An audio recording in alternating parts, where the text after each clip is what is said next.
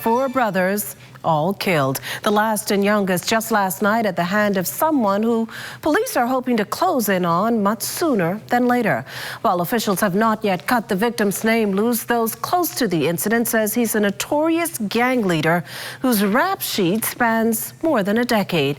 The ordeal, though, leaving Munnings Road residents shaken. On the gruesome scene for us, our Desmond Saunders, along with cameraman Victor Adderley. It was just 8:15 p.m. Monday when a routine police patrol turned into a grim discovery. Officers traveling east along the dimly lit Munnings Drive spotted an eerie glow in the distance, a vehicle completely engulfed in flames. Deputy Commissioner of Police Anthony Rowe. So as they were proceeding in the area of that vehicle to investigate, they were able to come across another vehicle that was just west of that vehicle that was engulfed in flame.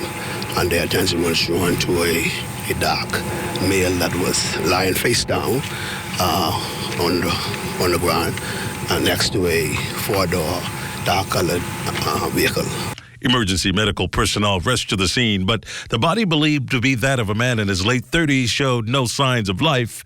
The area, cloaked in darkness, was quickly cordoned off as crime scene investigators moved in. We are still in the initial stage of this investigation, so we are appealing to anyone who may have been traversing this area, whether by vehicle, whether by feet, pedestrian, or persons who just live in this nearby area may have heard something, that they could provide this information that will assist us in advancing this investigation. What role the burned vehicle plays remains unclear, but police confirm it is a central piece of the investigation. Detectives now combing through forensic evidence, and while the victim's identity is still unconfirmed, the message from law enforcement is clear. Well, any shooting of any sort is a concern. It's a concern to the police. As you said, this is the 4th shooting. I know our officers are really up and about throughout our communities, traversing the streets, trying to keep our presence up in this area. But we want to say that, you know, the public has a role to play in what is happening in our country today. So we're appealing to people to, if you see something, say something. A man is dead, a vehicle torched, a neighborhood on edge, and detectives searching for answers. Desmond Saunders of Bahamas Tonight. Meantime, a crime consultant says last night's homicide should serve as a wake-up call for young men caught up in the streets. Our West Alex Forbes has more on this.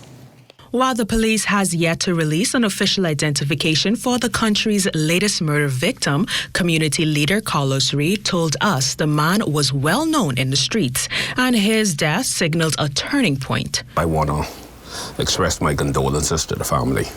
You know, anytime somebody dies, particularly if somebody is murdered, is a hard pill for the family to have to deal with.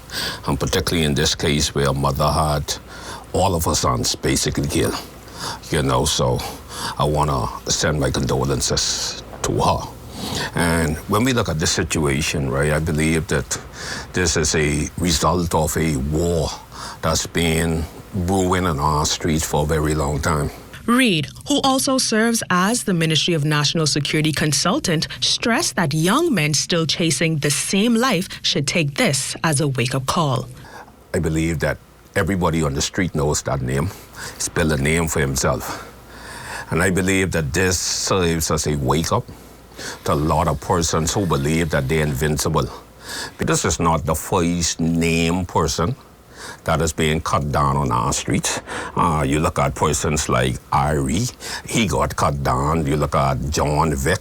There's been a lot of persons that had named that get cut down on our street. He commended the Commissioner of Police for being aggressive and effective in tackling crime and limiting the fear of crime in our society. Police has been forthcoming with a lot of community partners. They're being forthcoming with a lot of churches. The Urban Renewal, we see them on the ground continuously. So I believe that this commissioner is building the kind of community relations that we need in order to be able to police our streets properly. Police are still investigating last night's shooting, but community leaders say a bigger question lies whether young men in this country will finally choose life over death. For the Bahamas Tonight, I'm Wes Alex Forbes.